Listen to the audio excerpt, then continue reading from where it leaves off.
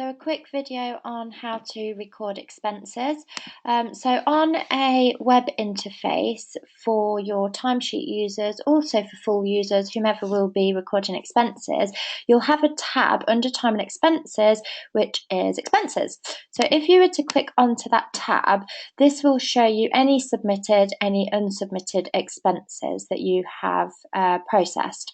If you want to add a new one, really nice and simple. All you need to do is select new, so new expense sheet for Frankie Glaister. So each individual will obviously have themselves there.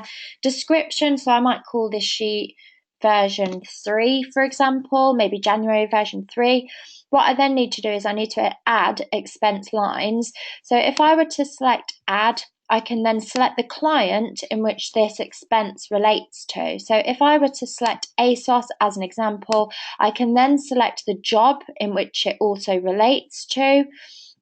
Okay, so support and maintenance job, again, just as an example.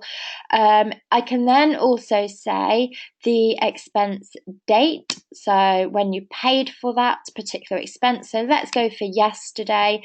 The type is all dependent on how you have that set up within your own personal system. It's completely customizable. So if I select travel just as an example of an expense that could be included within your list, the description could be, so taxi from A to B. So the person that's approving them, if you do have that approvals process in place, they are then able to, look at exactly what it was. Quantity, so it was one taxi that the cost of that taxi was £10. Okay, you've got an option to either include VAT or not include VAT on most of the receipts that are submitted, whether that's submitted manually or whether on the app you can actually take a photo of that receipt and include it within this submission. So it's entirely up to you, but on that receipt it should state whether or not the VAT is included. Okay.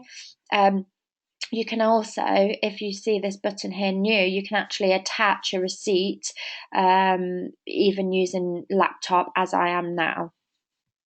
Okay, all you then need to do is you need to save that line, add as many lines as you need to, all right? Once you've done that, if I were to select that particular line, I would submit for approval, like so. That has now been submitted, as you can see here, sheet status, and excuse me, that will then go to whomever is approving it. Once it's been approved, it will be located on that job under the it may be that you've got a phase under your jobs that will include expenses. The phase could be called expenses. It will be included within there, and then it would be submitted to the accounts package for payment.